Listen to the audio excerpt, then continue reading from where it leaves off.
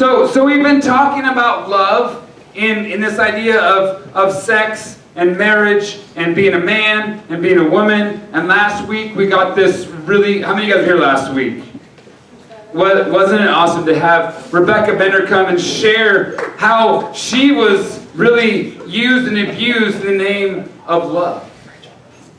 And I think that's kind of where we've got to. And tonight, you guys, most of you know that we're opening up for some Q&A, some question and answers. A panel of staff here up here. But I was thinking, we were singing a song, and the song said this: I may be weak, but your spirit's strong in me. My flesh may fail, my God, you never will. And if we think about this in relation to love and sex, wow. Okay, yeah. I am gonna be weak when it comes to the relationships, to sex, to lust, to the passions that drive my life. But guess what? God's Spirit's strong in me. I'm gonna fail. I have failed. I will fail. I'll continually fail. But God never will. So here's the thing. Tonight we're gonna open it up for you guys to ask questions, and I want to make sure a couple things you realize. That just because your staff are up here, we don't have every answer. We have not arrived. We are not perfect. We still make mistakes. A lot.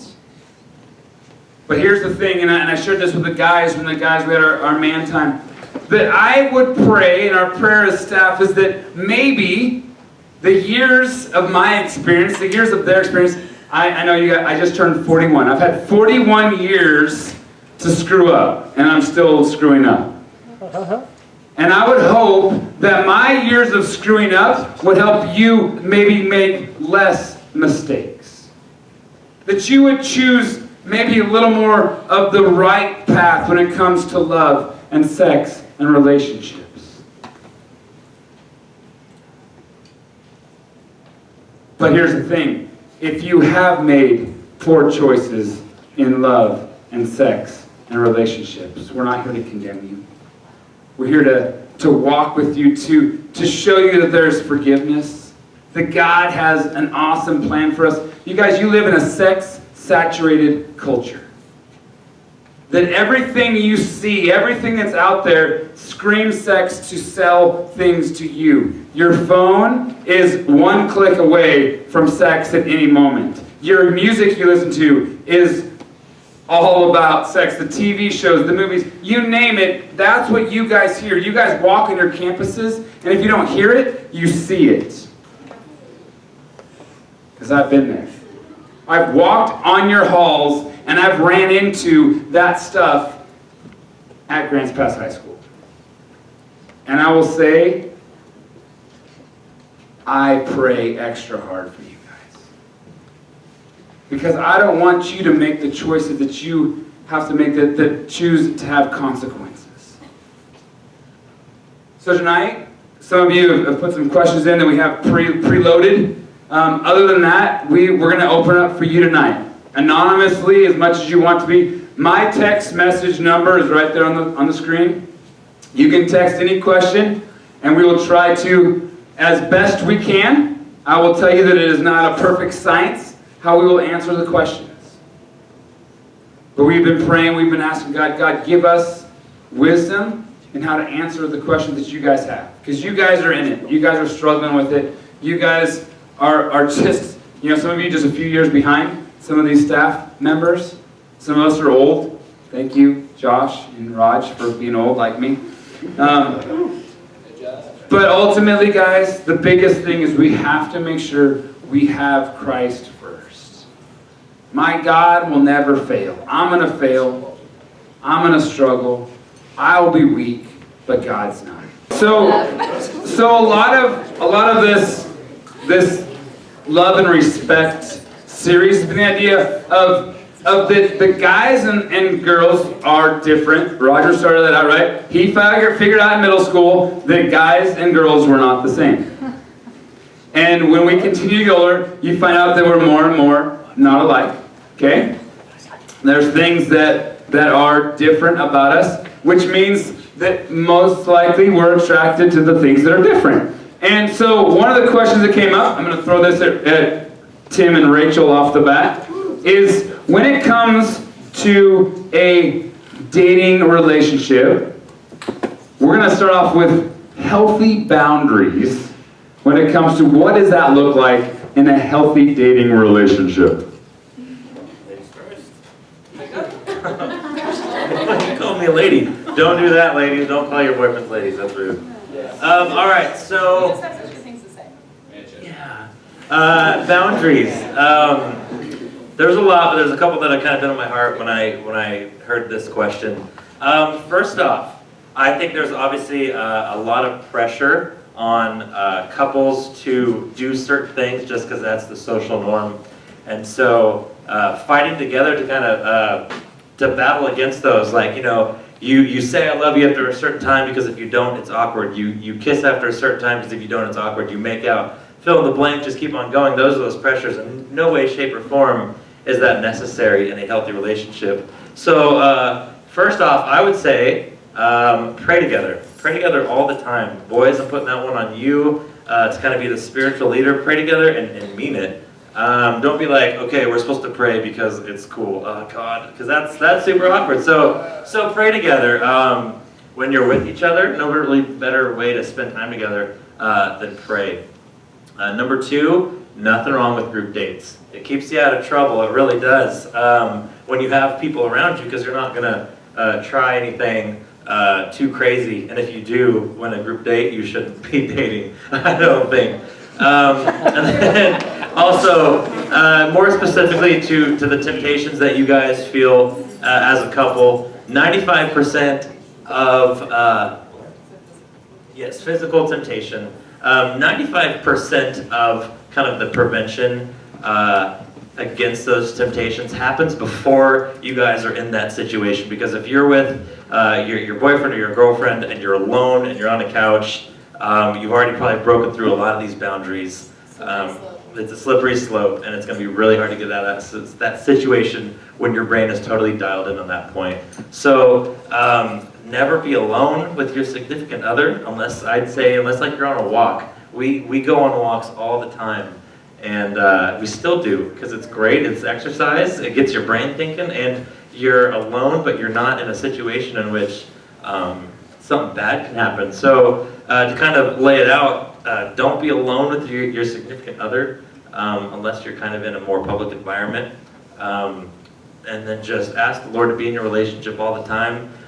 Pray together, and stay out of those like super slippery situations. And like have your friends, like not every aspect of your relationship, but each of you should have that friend that you can go to, that accountability partner, those groups that can kind of keep you in check. And make it like a good friend. If it's a friend that has like no moral compass, don't be like, yeah, man, I'm really tempted to like do something with my girlfriend. They're like, sweet. Don't have that friend be your moral compass. So that's my blab, and Rachel's got something. I agree with all the points that Tim made, but the one that sticks out most in my mind and aiding to having boundaries in a relationship is accountability.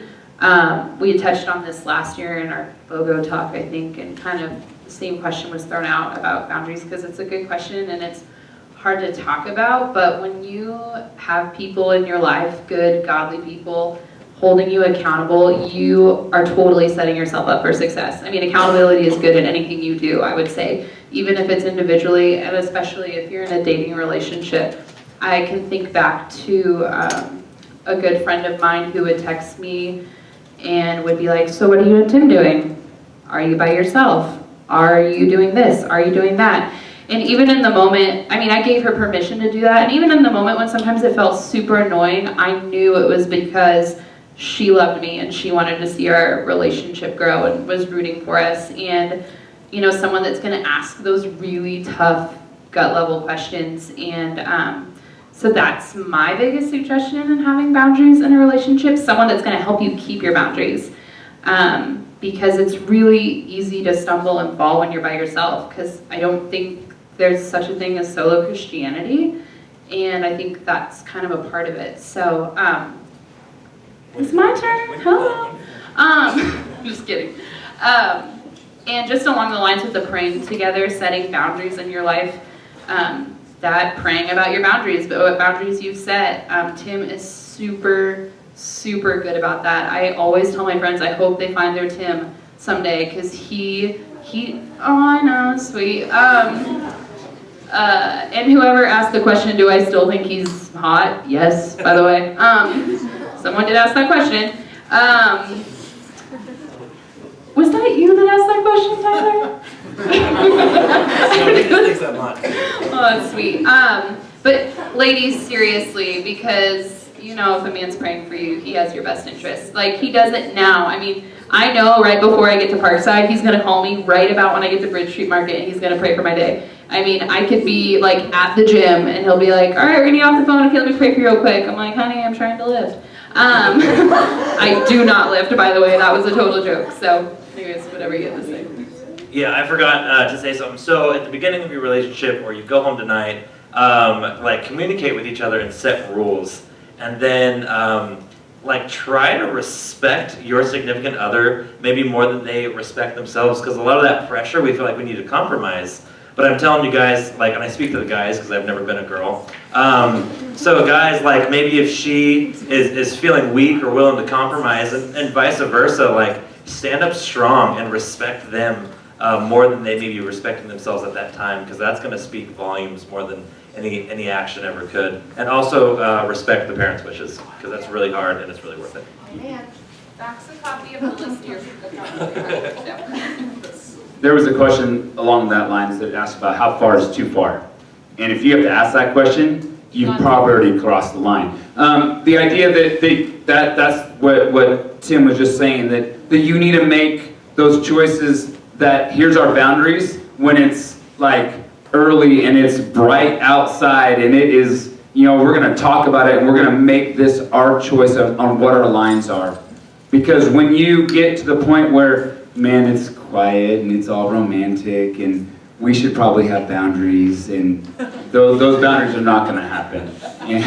It is pretty tough. It's already tough, even if you make strong boundaries and say this is where we're going to go, to not continue to push them. You guys, we're at that stage. Actually, our world lives in that stage of man, how close can I get to the line without going over? You know, whether it's you drive a car, a lot of you guys are drivers, how fast can I drive even though it's over the speed limit and the cop won't pull me over? Is it 6? Oh, so it's 6 over according to Rachel. But right, we want to push that boundary. And especially, you know, I coach younger kids, and a lot of times they will push how much can I get away with before I will get in trouble or I will get pushed back against. And guys, if you go into a boyfriend-girlfriend relationship with that being your reason for this is as far as we're going to go, we're going to see how close to the line we can get before you guys have already gone over. You've gone too far at that point. So, anything else in those questions? All right. I'm going to throw this down to Josh. Josh, would there be, and I probably like most of us guys and ladies who get married, we are not perfect when we go into marriage. So maybe there's some baggage that you take into your marriage, whether it's, baggage when it comes to sexuality or it's baggage in other areas. How do you deal with that when you go into a marriage? Good question. Yeah, so I had baggage going into marriage. A lot of you guys know that. I really had to work hard to overcome a lot of that stuff. In my background, I pushed all the limits, every single one of them. If there was a limit, I pushed it. My wife is pretty amazing in terms of just her patience and her willingness to kind of be flexible and work through a lot of those things. But a lot of the issues that we faced, that we had to like hammer on in our relationship, early on in our relationship, were like make it or break it sort of issues. It's like if I tell her this about me, she could like not want me anymore. That's something that I had to face, I'm not kidding, again and again and again and again and again, until all of my baggage was out on the table. And that was so difficult. It was such a trying time for us. But it was important to go through. Otherwise, there's a bunch of skeletons in the closet, right? So think of that in terms of the things you do. You got this laundry list of things you've done. It's all the bad stuff, right? You're going to have to share every single one of those things with your future spouse if you're going to be close to that person. Does that make sense? So why have this laundry list, right? Make it as short as you can make it. Make it like, it's two things. One thing. Nothing. Actually, that's like super easy. It's so much easier to deal with fewer things in your marriage than it is to deal with a huge list.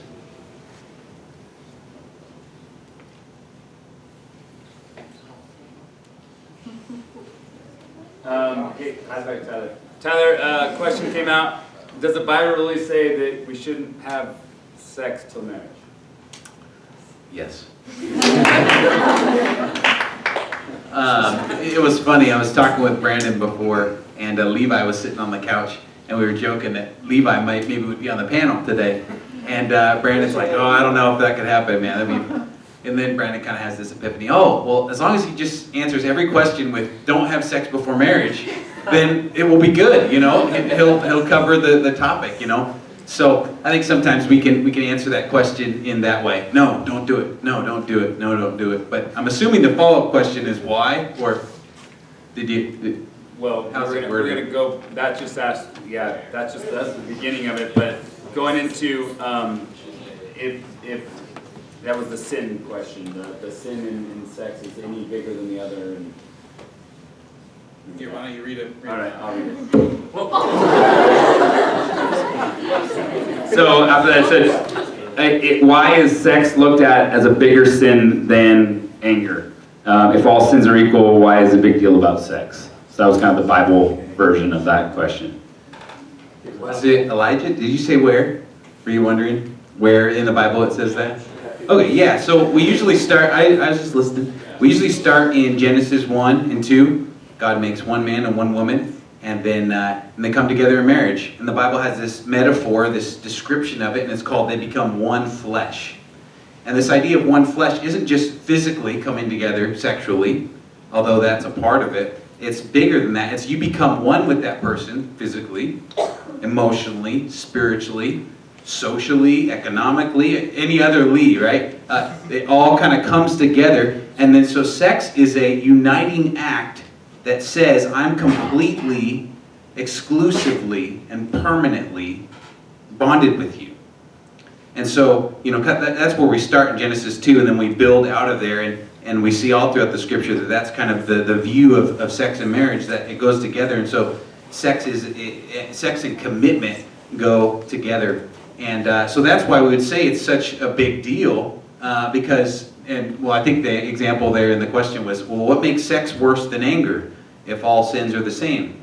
And I'm not sure that all sins are the same. If I punched him or I murdered him, which one's worse?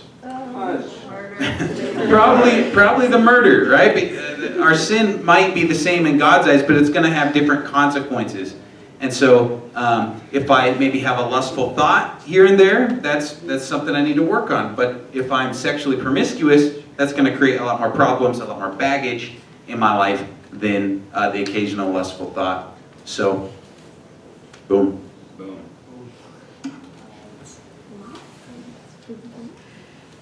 Actually, that kind of goes into another question. At what point does attraction become lust? Does anyone want to tackle that question?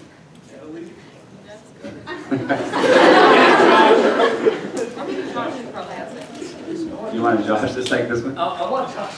Oh, wow! I was tracking it.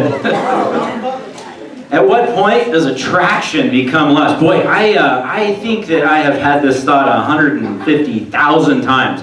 I should be able to appreciate some young lady without lusting for her, right? And you know, I think in theory, I think that's probably possible. For most guys, you know, in action, I think much more difficult. I think I think you can have a relationship with a female that's not sexual, but friendships, I don't know, there's just something to, it doesn't last. It's not that it doesn't last very long. It's like there's a timetable from when you meet somebody to when you're 100% committed to them, and you can't be that with every single person. But I think it's like that with your view of another person. You meet that person, you might be attracted, you might not be attracted, but for the people that you're attracted to, there's this progression that you can go right into, and if you allow yourself to go right into it, it's perfectly natural for your mind to progress from a friendship or a benign sort of platonic relationship to a sexual one, even if it's only in your mind. So it really, I think that the strict definition of lust is to imagine yourself having sex with someone, and I think that's where sin starts. Is when you are, as a guy, it's very visual. It's very it's very easy. As soon as you start becoming sexually active, lusting just is that much tougher to deal with within your mind. But I think that's the beginning. I think you can have a legitimate friendship with someone. I think you can be legitimately attracted to someone without actually lusting over them. I think it's possible in theory, but you have to be careful, I think, in reality. Just to follow up on that, I think attraction turns to lust when we start thinking about it a lot. So when I start fantasizing or imagining scenarios or certain things like that, at that point I probably crossed the line. Or I could see somebody and appreciate their beauty, but then if I keep looking and keep fantasizing, keep kind of just going back to that, I think that would be maybe where it crosses the line. Just to add, I think as a married guy, I think that line is even tighter. I think it's important as a married guy to make sure that I don't spend any extra time thinking about someone who's not my wife. So it's even more crucial for me to guide my own thoughts as a married guy. Or that's what you put in the beginning. God bless you. If you start, if we're already, it's that objectifying women, and as a guy side, I think that's where it starts, where you begin to not look at them for the person they are, but for just the object of their physicality, and that becomes a lot of us as guys where it's because of movies, because of pornography, things that you see, and then that becomes easily triggered in actual people that we're with each and every time, and that's where that lust, it may be a thought, but it's a thought that is dwelt upon, and that's that habitual sin piece. Someone would like to know, how do you, this is always a good question for a sex and love panel, how do you truly know when you love someone? Who wants to do the who love you? Come on, yep, Natalie.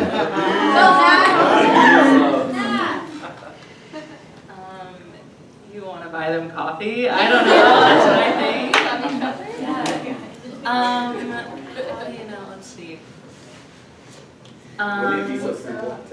You probably are like always thinking about them.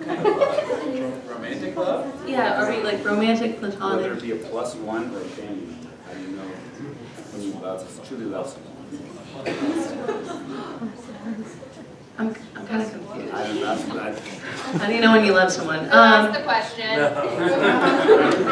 Usually who you love is really fills your thoughts a lot, is what I've really seen. Okay, who's next?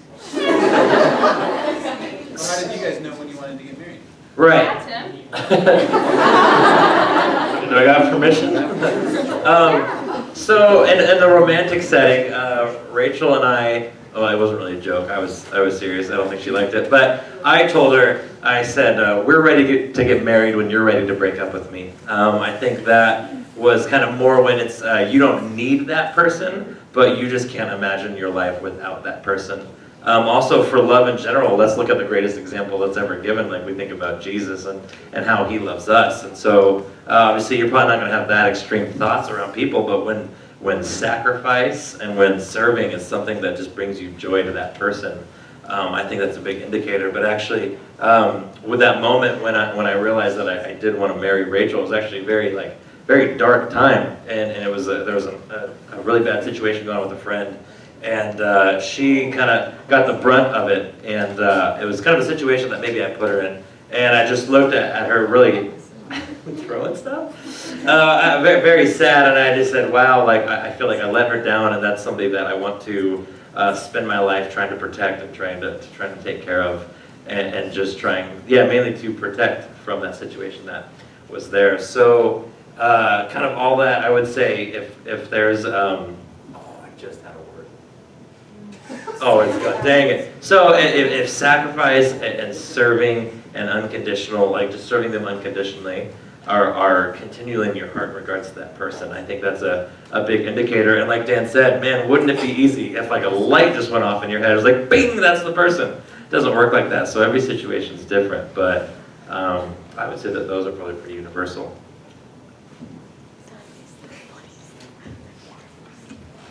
I think that is the problem. We're looking for this, when this person checks these 18 boxes, because that's what everyone else told me I had to know that I love them.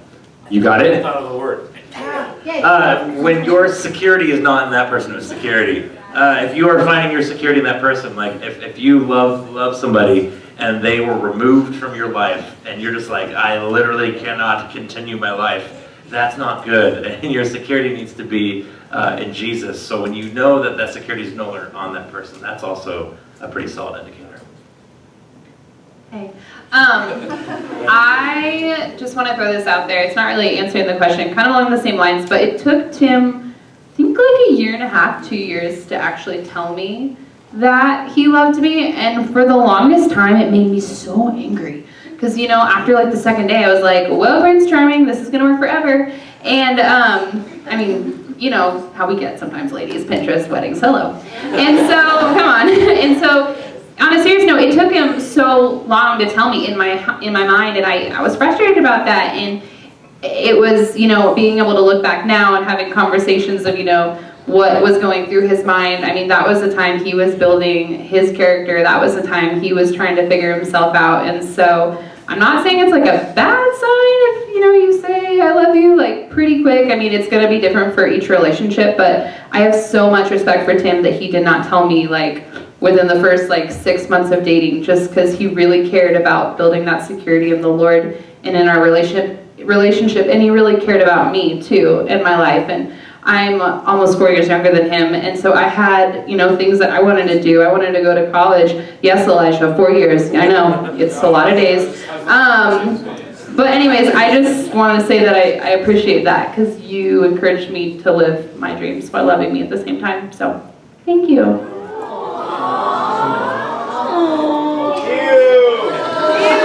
It's okay, they're married. That was a question. Can you kiss? No, sorry. So, I've actually had the privilege of doing a couple weddings, and in preparation for doing the weddings, we go through some counseling. And I will tell you that there is no magic formula. Like I think you mentioned, everybody's going to be different. And just because someone else that worked out this way for them is going to work out that way for you, don't base what you think love or you think because someone else had it or some movie told you or some song.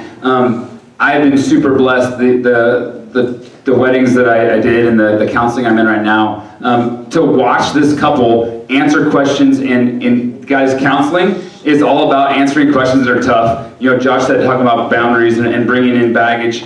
Man, we ask questions, and in that, it's the idea that you find out if you really love this person. And it's sometimes it's going through the ugly stuff to find out if you really love them. It's not just, you guys, there's so many people that tell you it's only so easy when you, man, if you're trying to be the best person you can to attract a female, of course they're gonna love the fake person, but you ask all the tough questions, you start to pull out the baggage, when they still don't have to go, oh, I still like you, and you have all that junk, then there's probably a little bit more what love actually is.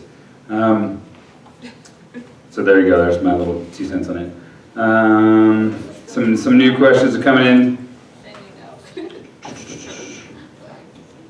So, you guys, you're in a stage where you can be a lot of called upon, hopefully as people who chose to follow Christ, and you become a crutch or a support system for people who've gone through tough things.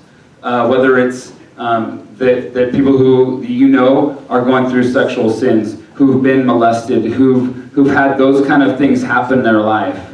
And so you guys are a spot where you get called upon to be a support for them. So the questions, there's a couple things. How do you support those people who share with you whether they've been molested, whether they've already had sex or been in sexual sin? How do you still relate to them? How do you still befriend them and love them where they're at? I think when anyone is just very vulnerable with you and shares something with you, I think like the first thing you need to do before saying anything is just like thanking them. Yeah. Just saying, hey, thank you so much for, choosing to open up, your heart and share that, because a lot of people won't share that kind of thing. So you need to just like thank them, say thank you. I super appreciate you like just telling me that, because a lot of sin maybe from the past that someone has struggled with, it's a really heavy cross to bear still, and you don't want to make that harder for them in their past, all right? So so just thanking them first and foremost, and then I would say just kind of, I think it's hard as you want to be a support, but you don't want to be their God. You don't want to be, a lot of times when someone's very vulnerable with you, it opens up kind of, it has this effect where that relationship starts to become more emotional, because when girls can really be this way, when girls open up to each other, about very emotional things, they start to get more tied together, and that's good. You want to live life closely, but you don't want to be that person's God where they go to you and go to you and go to you. And I feel like I see this happen a lot, where they don't go to God anymore, they're just going to you. And we as youth leaders always have to, and small group leaders, we always have to check ourselves and make sure that the girls in our group, that the guys in our group aren't going to us more than God, because we're not God, okay? If you guys didn't know that, we're not God, okay? So I think, first, but yeah, so making sure you're not the crutch, if someone texts you really late at night, like, hey, I'm really struggling right now, sometimes responding to them, saying, hey, I'm praying for you, like, I'm totally there for you, like, here's some verses, go to the Lord, talk to Him about it, give all your emotional investment to the Lord, make sure, that they're casting their cares on the Lord, and you just being that person that points them to the Lord, that person, and you don't have to fix it all the time, just that person who listens, so, and not, hitting them alongside the head with the Bible, there is going to be times when maybe they're like, hey, I messed up again, and maybe that's the time to be like, yeah, you did, but it's all right, let's move forward, because it's very much of like a 3 steps forward, 1 step back type of thing, so, yeah, it's kind of what I'm saying. Kind of along those lines too, I just want to encourage you guys. I think this question's good for, whether in your dating relationship or you're single, struggling with sin, whatever it may be. Not to be afraid if you are that friend that is getting told things, to direct them to somebody else, maybe who's like older than you, wiser than you. I'm just going to throw it out there. I go to counseling and I have a life coach, and for the longest time I thought there was such shame in that. I'm like, I don't need help, whatever, I don't need no help. But that was like the first sign, that pride in me that realized, no, actually you do need help, and your 24-year-old friends, they're not equipped to help you. I mean, I have friends that are equipped to help me in different ways, but just maybe seeking out older, wiser people who have gone through life a little bit more. I was just out in the hall with Dan saying, I have this issue, I need prayer, I'm dealing with this at work, and help me out. And Roger, Sabina, we're all here to be that for you, but also keeping it healthy, like Natalie said, not going to us as your God, but really seeking the Lord, and we'll help you out. Yeah, I know as a young high school guy, whenever like a young lady came up to me with a problem, I was so stoked to be that shoulder that they could cry on, and I could be their counselor, and it was gonna be amazing, and they were gonna tell their friends I'm gonna be the best dude in the world. And a lot of the times, yeah, Renzo, it was so far over your head. So I echo what Rachel said, like, punt the ball if you need to. Like, you are doing them no favors, and this is either a person of the same sex or of the different sex. But if you don't know what you're talking about, but you're dispensing advice, you are damaging the situation. Especially with that person of the opposite gender, get somebody that you trust of their gender to kind of come alongside and swoop. And like she said, if it's a really intense, serious situation that you've never even heard about, don't try to be who you're not, because it's not going to help. Down there, to you those guys. There's a couple things. Is it okay to have a friend who makes or who's in sexual sin?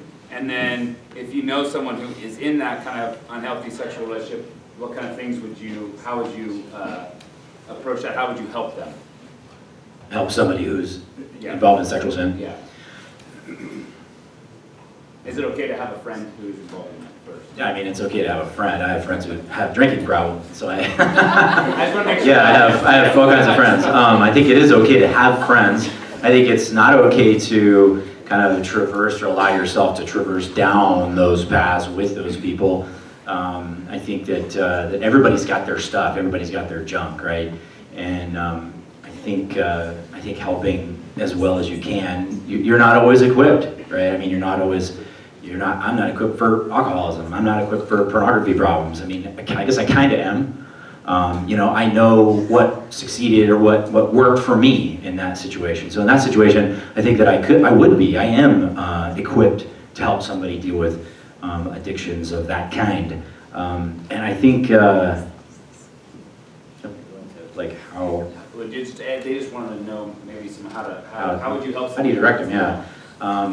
I think directing somebody in there's a couple different levels. So there's really advanced levels of addiction, really need counseling. And most of us are not equipped to deal with extreme cases.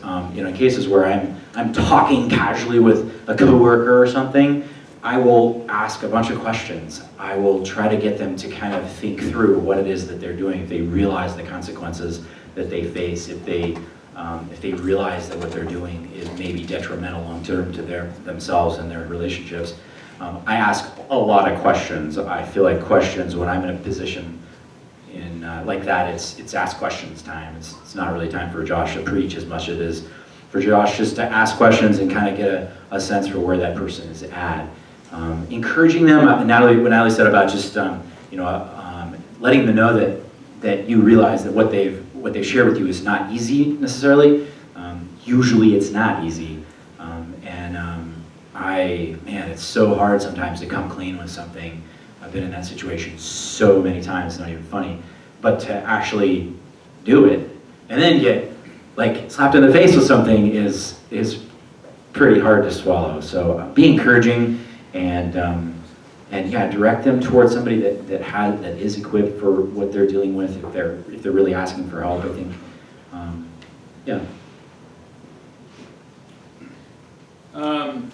This one's come a couple of different ways. It's been said, but whether these people cross boundaries or they had sex with my girlfriend, what should I do now? Do I continue to date them?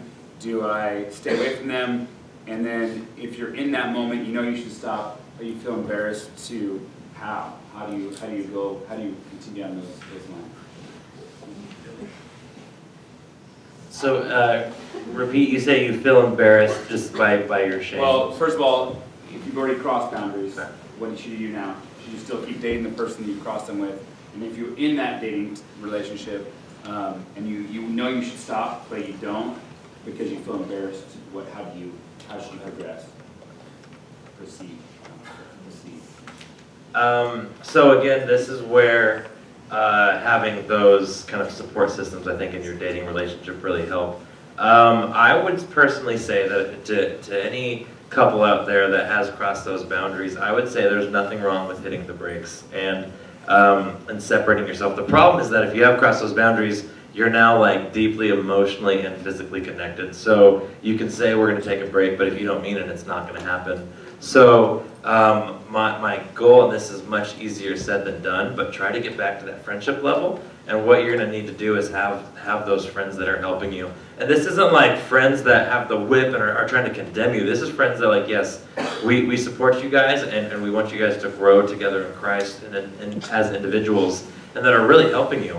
And you'll step back and try to get to that friendship line, and you guys in that process might realize like, yeah, us together as a relationship, it is not gonna be the healthiest thing for us, so let's remain friends. And yeah, shame is a heavy burden, and I would say just if you know you've done something wrong,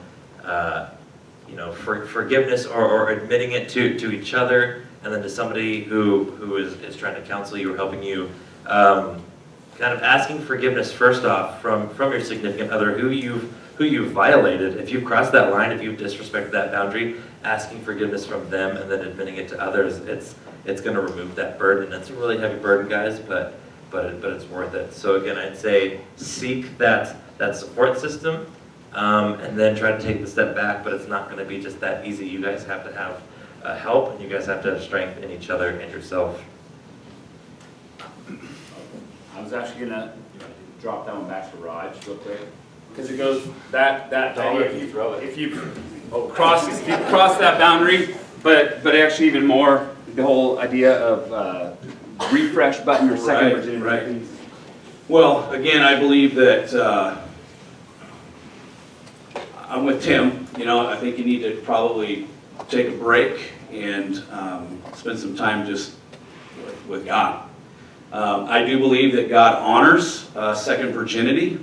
Obviously physically you can never get that back, but I truly believe in that, where you're like, from this day forward, I'm going to wait to have sex until I'm married, and I think God will honor that.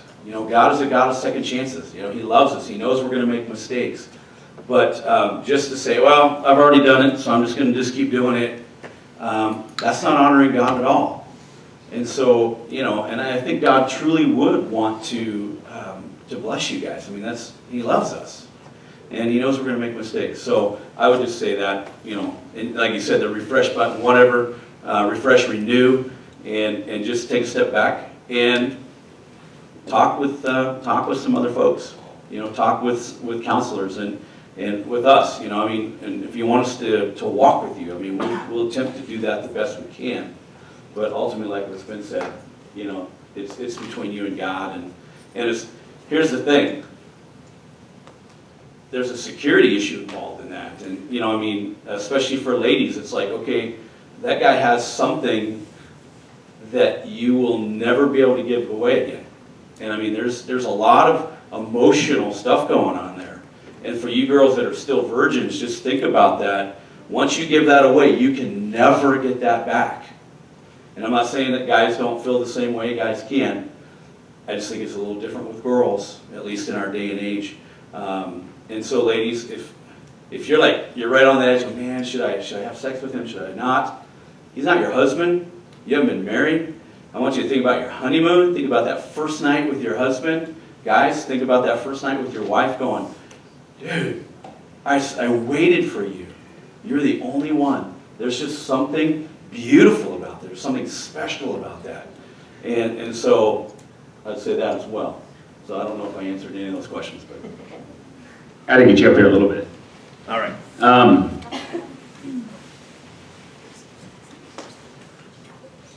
I lost what I was going to say. That's good. Oh well. Anything else? No. No. Just don't have sex? Oh, okay. Run from it. Don't do it.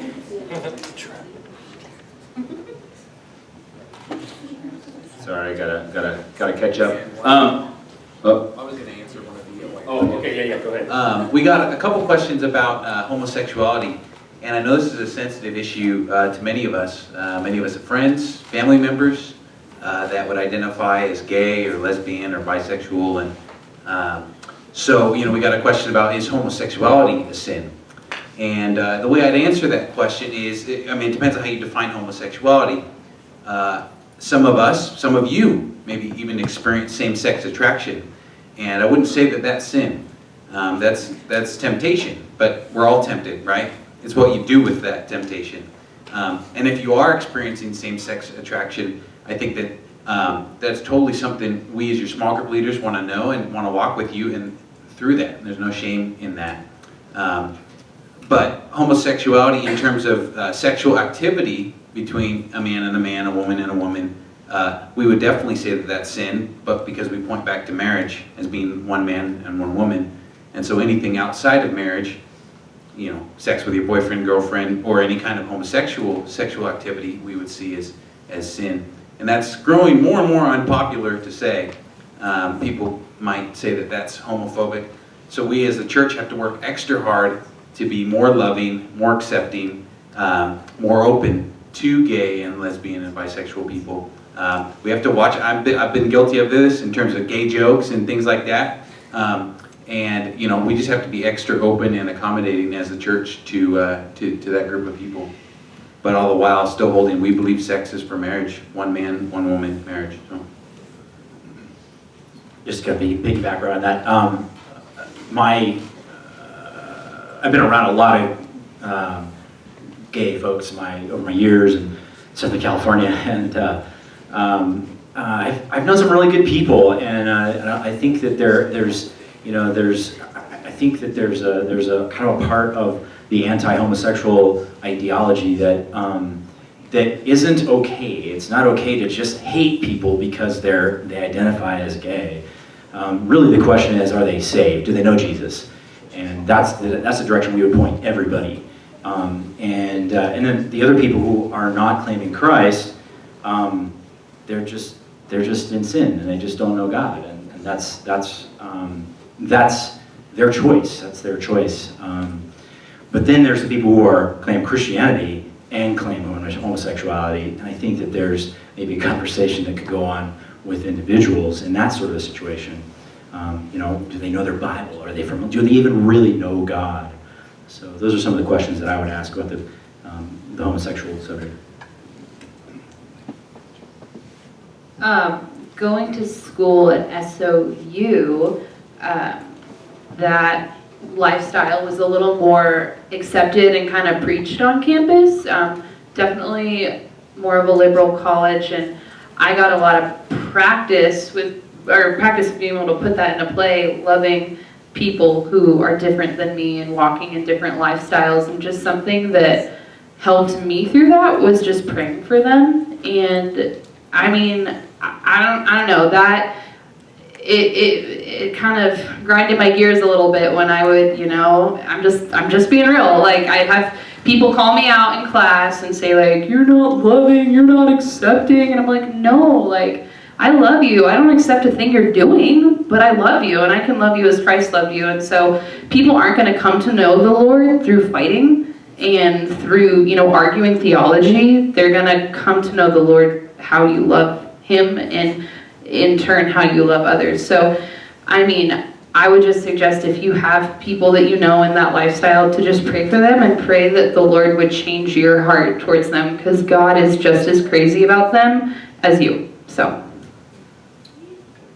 Going off of that, I think kind of a different struggle that's pretty different than this one is, I think as girls, and since we're super emotional, kind of like what I talked about earlier, some of us way more than others, but girls, sometimes you can be like way too close to your friends.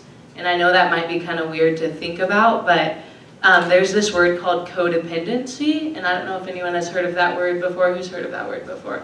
Yeah. So that's actually something where it's not like you're homosexual, it's not like you're gay or anything like that, but it's where you're like emotionally attached to your friend, or maybe it's a best friend, maybe it's a group of friends, but you don't know you're really in it until that person, like, you're not with them one day and you feel like maybe you show up at school and all your friends are away on a basketball tournament, and you straight up don't know what to do with yourself.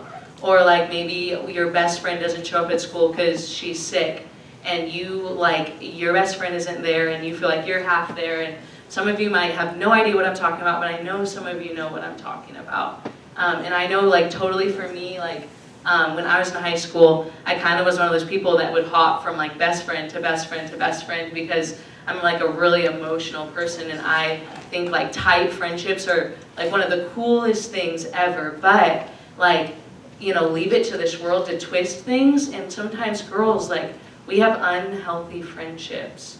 And I know some of you know what I'm talking about there, and I'm not calling you, like, attracted to the same sex or anything, but sometimes we are, like, way too close with each other. And we have, like, this, I heard it described as, like, this emotional tank where we, like, need it filled by other girls. And it's kind of weird, but I know we're supposed to do life together.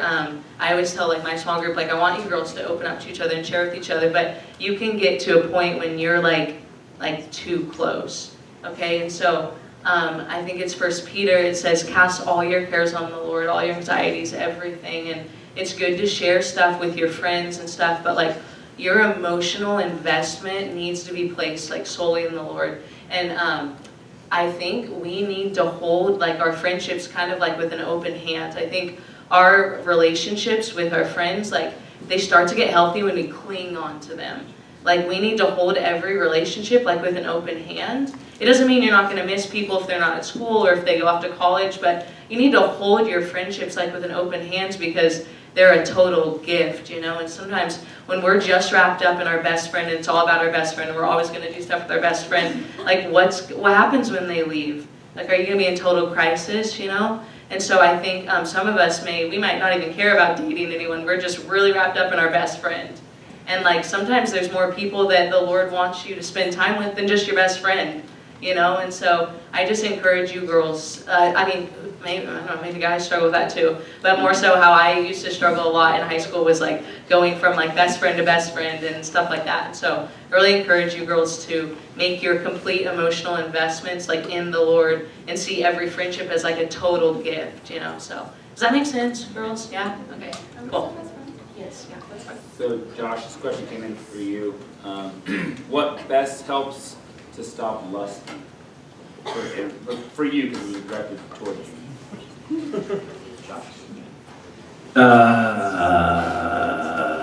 I think, like, I'm a, you know, an 800 horsepower engine, and I like to fly fast, and I am not, when I get into trouble when I get bored.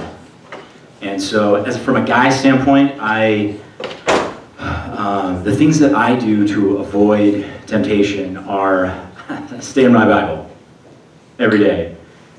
And that's my goal. That's not what I actually do. I probably have 3 or 4 days a week, but in my Bible. And I think after that, in terms of, like, work and things like that, I think it's just I work hard. I work a lot. And not just in my workplace, but also projects. I do projects. I always have a little other thing, another project going, a thing that I'm doing in my artwork, something. I get kids. I'm 100 miles an hour all the time. And when I get bored, I have a long weekend or vacation or something, and I don't have things on my plate, I get into trouble. And I think the old adage that the idle hands are the devil's playground is very true for a lot of guys. I think a lot of guys are workers. They are engines that just their horsepower. They're loaded. They're going. As soon as you set that down and just kind of twiddle your thumbs, you're going to get into trouble. I just want to comment that girls aren't beyond that too. I mean, I think of, I kind of joked about earlier, but, like, Pinterest, Instagram, like, we all have these, like, kind of fairy tale fantasy, like, what we want our home to look like, our perfect wedding, those things that draw more to girls than to guys. And so I just want to encourage you girls to be careful with that. I'm not saying Pinterest is bad. I got a few boards myself. But when it gets to that point where you're looking through it and those things, are becoming idols in your life, I mean, I still think that's a form of lust too, maybe just for a girl in a different way, Because I know, like, for the wedding board, we all have our wedding board. Mandy, I know you have one. I'm just kidding. I know, we have our secret boards that we only want our friends to look at, like secret Pinterest boards of what your flowers are gonna be or whatever. I mean, come on, I'm a girl, I know. But you get wrapped up in that, and then all of a sudden it's this fantasy and it's this perfect life and the dream guy, and then that's the slippery slope that we're talking about. You're seeking after those things. So I don't think girls are beyond it. No, hold up. I'm gonna respond to this and you can go back there. So the responsibility of of guys lusting and the girls giving them something to lust at. What is that? Is it more the responsibility of the guy not to look, or not responsibility of the girl not to show it? Yes. Yes. I think it falls on both parties, to be honest. Guys, to you I say look up, and girls I say don't look like a menu item. Because, I'm just trying to be real. I hear a lot of girls say, why doesn't he respect me? I can't find any guys that look at me appropriately. And I'm like, honey, look at your tight pants and your tank top and your belly hanging out. And I'm not saying it's all on one party. Like, I'm kind of, yeah, damn the belly shirts, come on. I'm not saying, oh, it's just on the girls, but I think, I'll take some ownership. We need to help our brothers out. Yeah, and I just want to remind you guys that, like, if you're a believer in Christ in this room, like, we are all on the same team. Imagine that we're on a war, or not on a war, in a war, or in a war zone on a war field. If you see, like, another soldier, let me try again. If you see another soldier that is inequipped or unequipped, and they're missing their body armor or their weapon, like, you're not going to call them out in front of the enemy and say, that person's missing something. Shoot them. So you come alongside them like girls, you are not trying to condemn the guys for lusting after you, and guys are not trying to condemn the girls for being that menu item. Like, we have to work together. And like she just said, ladies, like, take care of your brothers, and boys, like, respect your sisters, kind of echoing what she said. But, like, we're in this together, so remember that we're all on the same team. Yeah, first to the brothers. I heard a phrase from a book one time, and it was called bouncing your eyes. And I really liked that. It was the idea of, when I'm scanning the room, I'm going to see things that maybe I'm attracted to, but I need to bounce my eyes. It's the second look, the third look, the fourth look that gets me in trouble, right? So as guys, yeah, we need to be looking up, making eye contact, and really trying to watch what we're watching. But yeah, ladies, you can help us out in terms of tight clothing, low-cut clothing. Those things make it harder for us. But guys, let's take responsibility for ourselves too. I almost always start with guys. Guys are kind of the initiators of everything, and so I would say that about this subject as well. If you're in an environment where the girls don't have these kind of standards, you should be able to survive there. You should be able to not look at the wrong things. You should have that discipline in yourself, guys, to be able to look away. And it doesn't get easier, right? It gets easier to do the wrong things as you get older. Right now, you guys are, you're comfortable, and school environment's pretty bad, but you're relatively safe. A lot of the females in the upper age groups are a lot more willing. A lot of them, at least in my experience. So I think things do start with guys. Yes, it'd be great to have help from the girls, but That's all right. Well,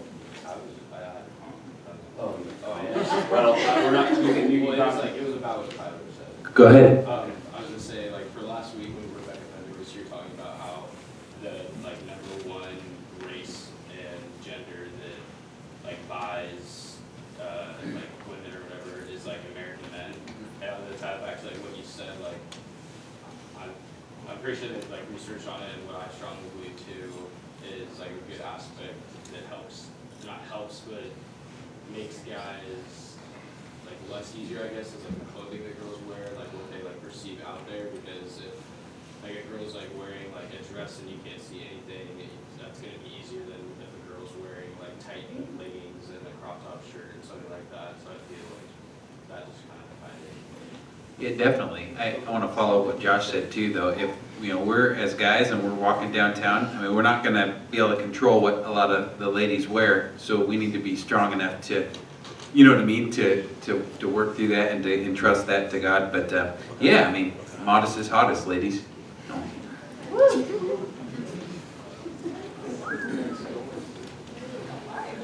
Actually, yeah, with that, there's been a few questions. How do we deal with if we are or someone else is addicted to porn? You guys, it's a huge problem, huge epidemic in our culture. When you actually think about what is, how much easier accessible pornography is for you guys, it was magazines when I was a kid, and when I was first exposed to that as a 6th grader, because I went over to a friend of a friend's house, and it was on the back of his toilet, and I saw my first naked picture. So much different than what you guys are, at your fingertips, and it's younger and younger and younger and younger. And it goes back to the accountability thing, finding people who you can be accountable to know that you know what, if my phone is an issue, I have to get rid of that thing. You guys, smartphones make you stupider because you have so much things that are rotting your brain when it comes to sexual addictions and sexual sins. And you guys, it is not going to get easier just by still having the stuff at your fingertips. So it has to be with people that you trust to walk with you. If you are going to have a smartphone, put the filters of things that will go off, that will shoot responses to your friends, those kind of things, and talk to people. You guys, the problem is we have become this culture that we want to look really good for everybody else. That I don't want people to know that I struggle with sin, that I've struggled with sin in the past, or I'm still struggling with sin. So we make the appearance look good all the time. Where don't hide it, just talk about it and be honest, because it's way.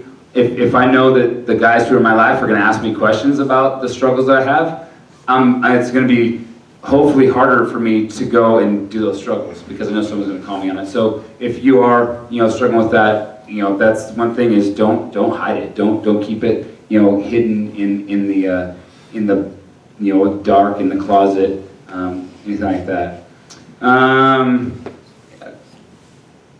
Couple questions about relationships.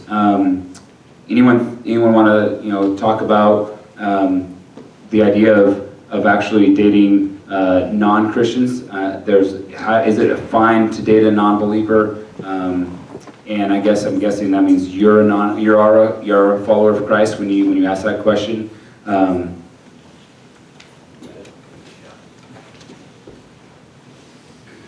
Yeah, I think at its on one hand, it's not smart. We talked about bonding emotionally and spiritually and physically with somebody in marriage and sex, and dating is a prerequisite. You usually start with dating before you get married, but just the idea of you want to share your life with somebody. You want to share the parts of you that mean the most. And I think for many of us as Christians, our faith is our most important thing. And then, if you're dating someone who's not there, who their faith, or they might not have a faith, or they might have a different faith, then it's hard to really share that. I mean, you're not able to. So I think it's really dangerous. There's a passage in the Bible that says, don't be unequally yoked. Some think that means dating and marriage. Others think it maybe refers more to business. But anyway, all that to say, it's definitely not wise. And we would never recommend it. And we think it's probably a bad idea. But, yeah, any thoughts on that, Josh? I think I was going to say something about the unequally yoked. It's kind of the idea is that you're traveling, you're doing a job with another person, and that you think about two animals that are yoked together. If one is quite a bit stronger than the other, who's going to do all the work? That one.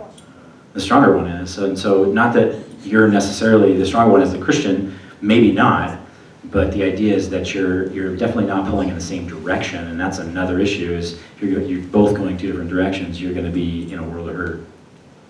Well, and I see a lot of moms, a lot of parents, single moms bring their kids to church. I know a lot of your guys' moms and your dads aren't saved, and it's tough. And so man, marry someone who's going to go to church with you. Who's going to bring the kids to church with you. So I know you're talking about dating, but dating leads to marriage. So. And also, I hope the message that we kind of give to you guys is that Christ needs to be the center of your dating relationship. So that idea of where you're a believer and they're not, and you think, oh, I can save them, I can lead them to the Lord. I think your first mistake is right there where you're saying I, and that right there is showing that Christ is not going to be the center of that relationship. All of a sudden you have this ulterior motive of trying to almost like earn this badge or convert them on your own strength. And so, why not have somebody that's like-minded, that thinks the same as you, that's someone that is on the same team as you. So I totally would say go for that Christ-centered relationship, and that cannot happen when 50% of the relationship does not believe in Christ. Kind of just back to, real quick, what Tigo said. I mean, I would just question why. If dating leads to marriage and the ultimate goal of biblical marriage is to point people towards the Lord, then why would you even get into that? I've seen countless friends, we've seen countless friends do the missionary dating thing, and it has never been successful. I'm just going to say us because we have a few friends that have done that. We've found not one success story in it, and just Roger, I guess, but you guys can talk to him after. But yeah, it's just left heartache. It's left giving yourself away. Like Tim said, I can change him. I can do this. No, you can't. The Lord is the only person who can do that. And super, super sad. So no, we don't encourage that one bit. And don't do it. Question came in response to the discussion about pornography. You guys, we talked about having someone to be accountable to. Guys, you need to be accountable to guys. Ladies, be accountable to ladies. There's a hard line when you begin to open up, especially with the person you're dating, even if you're both followers of Christ. If you bring that into that, they're not your spouse. In a marriage relationship, yes, you share those things, and you're going to walk through. But even then, we just have had a seminar here at the church about a few months ago, and they were just talking about becoming healthy for a while before you bring your spouse into it. So it shouldn't be something that you're sharing with your girlfriend. I struggle with this. Find guys, find a guy to share with. Girls, find a lady to share with. There's not a spot, because it kind of goes back into that. Now you've brought them into that struggle, and you guys, it goes back to the emotional ties. They know you're struggling. That brings you closer, and you don't need to bring them into that. So it's a question. Couple questions about relationships.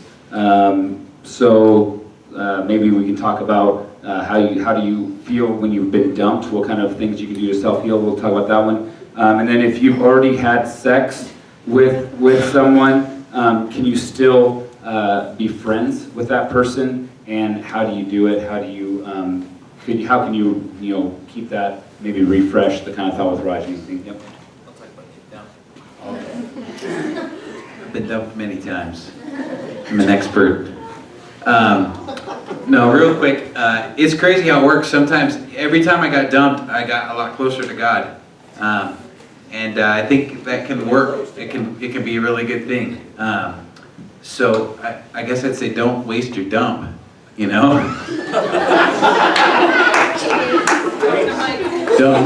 Don't waste it. There's a lot of things you can learn in that scenario. When you're down, you're vulnerable. God will meet you there. I remember one time things weren't going well with this girl, and I prayed, God, man, if you want to end it, have her, you can close the door. And the next day she called me and broke up with me. I was super sad. But I was reading this book on the wisdom of God, and it ministered to me so much. So I think it can be a really powerful time if you let it. And then I was talking to one of you young ladies this week, just about when you got dumped and how it was just a huge, you were able to have healthy relationships with other people around you, because now you're not all exclusive with somebody. Not saying you're gonna go be promiscuous, but you can build more healthy relationships with more people. So don't waste your dump.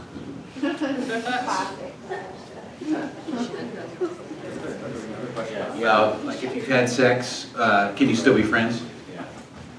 My father-in-law says that guys and gals cannot be friends. And I think in reality that's, I think in high school it's possible because you're kind of there all the time, but in reality I don't think it's healthy. I think after you have sex with somebody, you break a barrier, and my gut reaction to that for both parties is just get out of that, just leave that situation. I mean, if you're pregnant or something, that's going to be a whole giant can of worms that you've got to deal with. When it comes to actually what do I do with this relationship now that I broke this bond, just leave. You need to get away from that person. I think you'll find that it is extremely difficult to get away from that person, to stop having sex. What ends up happening is you start having sex and you keep having sex, and that's how it's designed, actually. Sex is designed to keep going and to draw you in, to get you addicted to that person. And if you have sex outside of marriage, guess what? Now you just kind of bought yourself an addiction, and that's hard to escape. So I would say your best bet is just to run.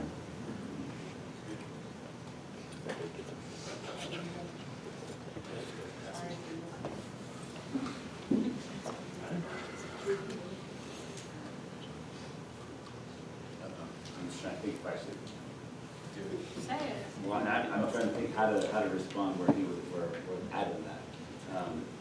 Probably some clarity. I think it goes into it goes back to the beginning of it. Is you've given part of your heart to the person you've had sex with, both sides, and I think in high school and youth, where you guys are at, it's really hard then to like Josh said, to get out of that, to not stay with that person even though it's not the right person for you. And you guys, our culture's got really caught up in the grass is always greener principle, right? There's always, well, I tried it with this person, didn't really work, maybe I'll find something else. And when you start playing sex that way, you get caught up in this cycle of, I've had sex with this person, so I would stay with them, I probably should get married to them, but that's not the person that God had for you. So then there's divorce, and that divorce then adds, and we've kind of got stuck in that cycle where,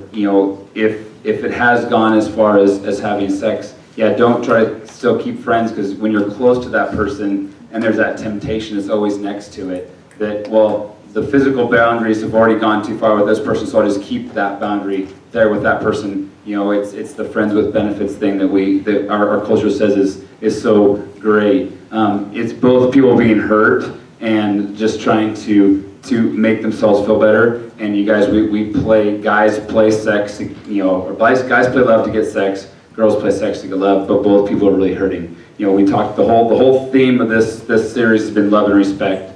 And you guys, we need, guys, to truly love ladies, and girls need to be respecting the guys. Don't play with what the world says is the way you do it. Like, we gotta have a trial run in this relationship and see if we're physically compatible. When God brings you together and you don't put sex in the mix of it, it doesn't get messy early. You guys get to have great marriage, and then there's one man and one woman, and sex is awesome within the confines of marriage where God created it. So when you start to play that and you put your heart out there, and then now you still stay that relationship and that friendship, try to keep that friendship. I think it's just going to always, it's always going to be easy to go back into the sexual, into the physical, and that's where the struggles are going to happen. Okay, sorry. Me and Rach actually had one more thing we want to address. I'm sure well, I don't know if there's a question about like sending pictures to one another, but we're gonna address it, okay? If you're a guy and you're asking for that, I don't have like a whole lot of respect for that at all. And if you're a girl and sending that, you don't have very much respect for yourself, okay? Just to let you know, like once that picture is out, it's always out, okay? And I know some of you are staring at me with like a blank face, but I know you guys know what I'm talking about. So I just would challenge you to just like, if you're caught up in that, or you've done that before, or maybe it's a bad habit of yours, or you have a loser boyfriend who's asking you for that, like you need to stop, okay? I know sometimes you're like, oh, it's Snapchat, it's gone in 3 seconds. I've seen pictures of snaps, you know, people do the thing where like the snap's there and they'll take a picture on another phone, you know, so that totally happens, okay? And so, yeah, that is something I know that many of us here could struggle with that, and so it's not good, you guys, not good. Just to any ladies, if a guy asks you for that, please just run for the hills, because that's not a guy worth having at all. And I just encourage you to go back to the Lord and see what he says about you in the Bible, because it's beautiful and precious and worthy of someone who doesn't look at you like a piece of meat. So thank you. It was interesting when I was talking with Rebecca Bender before she came to share with you guys last week. She was sharing me this idea of when nude pictures get exchanged, and she happened to be up at a college campus and talking about this and how it's actually that image that's out there that we say disappears, that doesn't. It's actually the beginning. It's the first step into being trafficked. You putting your picture out there that can be stuck on the internet, that can then be sold at some point, you have become part of what that looks like in our trafficking society. And if guys, you're asking for that, or you're becoming the clique, like Rebecca said, you're actually part of buying sex in a way. So it's really, we can say, oh, it's so. It's not hurt anybody, but when you actually start to push it out farther, oh man, it is just one step removed, or it's the beginning step of being sex trafficking. And so guys, that for me, when I heard that, I am super scared for where you guys are at in this society and where you guys are. I mean, the reason that Snapchat was invented, that it disappears after, come on, I mean, that's what it was made for. That's why some developer said, I want a picture that's sent that's gonna erase. Well, somewhere it didn't get erased. So think about that when you send stuff, when you're asking for that, or whatever you're looking at, it's out there, and it's always out there. So kind of what Natalie said, like guys, if you are asking for those pictures, she said she has no respect for that. My respect for you as a man would diminish, and I'd still say that you're a little boy. You're not a man, because that in no way, shape, or form represents what a man or a man of God represents. And so if you are that person, that the cool thing is that can stop right now. If that is something that you have trouble with, like she said, that can stop right now. It is your choice to ask, and it is your choice to send. But if you are a guy that is asking for that, you're a boy, and it would start with stopping with that if you want to become a man of God.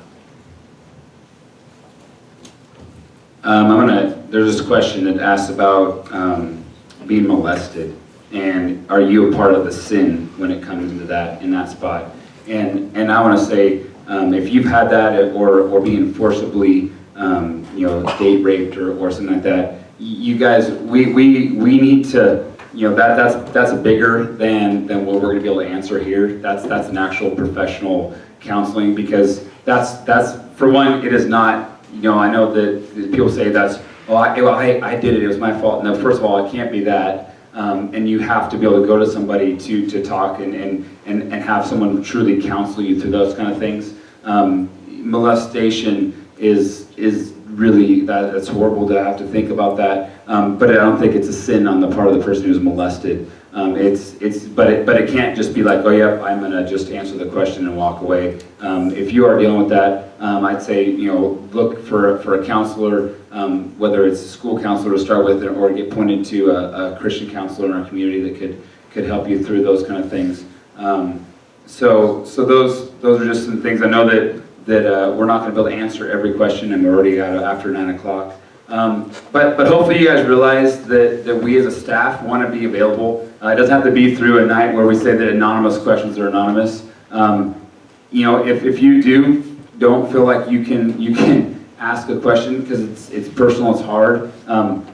Let us know by leaving a question or whatever. I don't know. Find a way to talk to one staff that will be, guys. We realize that we're mandatory reporters. Some of us as youth staff. But we're also here to help you through your struggles when it's not hurting you. So don't let this night be done just because we're running out of time. You guys, like we talked about last year, or just because we opened this up, I appreciate your guys' willingness to let us answer your questions, and you guys asking the tough questions. We don't always have the right answers. We're still struggling through life as well, figuring out these things. But on your high school campuses, you guys are struggling with new things that I've been out of high school over 20 years. So for me, the things that I struggle with are different than the things you struggle with. But we want to help you. We want to keep being available. So continue to talk to your small group leaders. Continue to find us as the big leaders. And really, you guys run to Christ. Ultimately, putting Christ first in your life, and if you're in a dating relationship, putting Christ first in your dating life. That's why that whole unequal yoke thing. If you're dating someone and you're not able to go to Christ together, there's probably a miss. There's probably something that's not gonna work out. So I'm gonna pray for us. You guys, thank you for asking questions. Thank you for letting us share. But let's go to God and kind of send the night off. God, thank you for just the work you did on the cross to forgive us of sin, to take the areas that we struggle with, and you knew what we were going to struggle with, and you still love us, and you still give us your grace to be clean, to be washed white as snow. And Father, I pray that students in here right now who maybe feel like they're second class, God, we thank you that if we truly believe in you, you call us your child and you love us no matter what. And God, I pray that you would help ease pain, you would help students who are struggling with addictions right now, that they would flee. It says that we would call it out and we would run from it, that we would not continue to let it be a thought in our life, but we would run from the struggles that we have, the sin in our lives. God, I pray for students who are in the midst of sexual relationships that they shouldn't be. God, would you help them break those and run away from those?